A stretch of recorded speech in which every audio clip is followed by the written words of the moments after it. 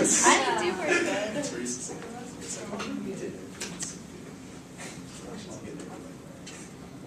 Okay, so imagine you're diagnosed with multiple myeloma. That is a cancer which is uncurable. You're told that you were only given a few days to live. What would you do? Hi, my name is Tamika.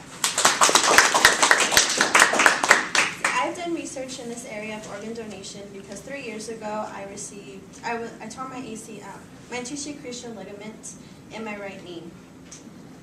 I received an organ donation or a tendon or tissue donation from as an Achilles tendon to replace my ACL.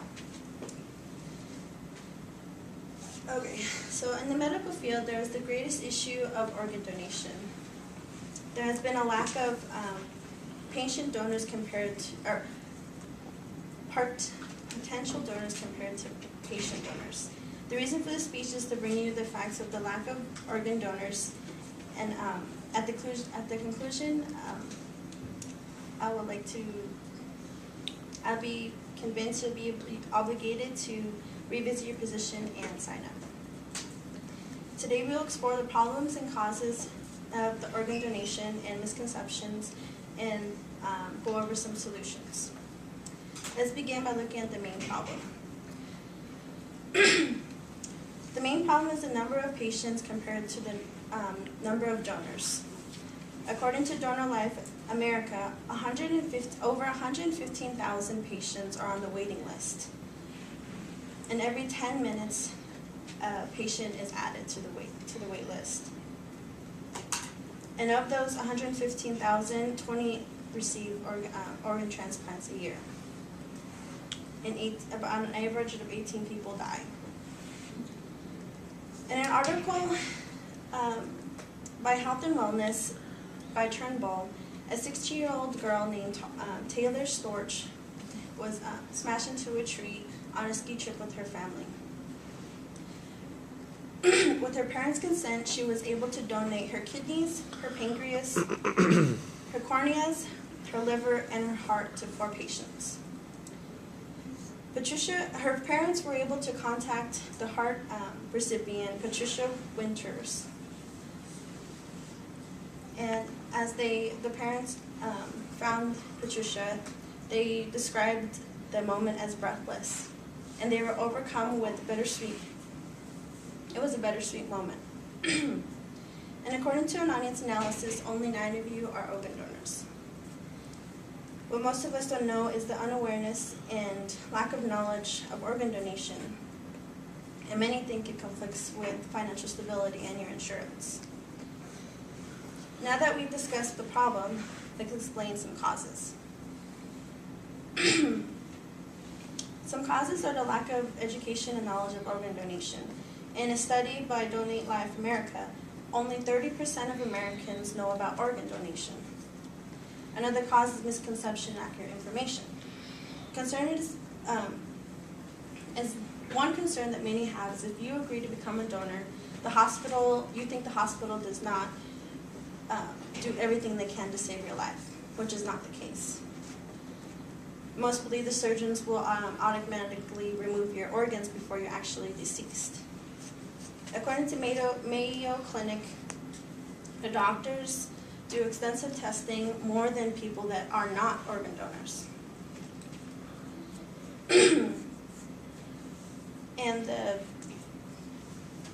donation and surgical charges are charged to the recipient and not you or your family. From a review by Laura Siminoff, there are no age limits as well. People at 70 years old are able to donate their organs to basically any age below. In most cases, children are the ones in dire need, and there have been a very lack of children donors as well. Now that we've identified some problems and causes, let's preview some solutions.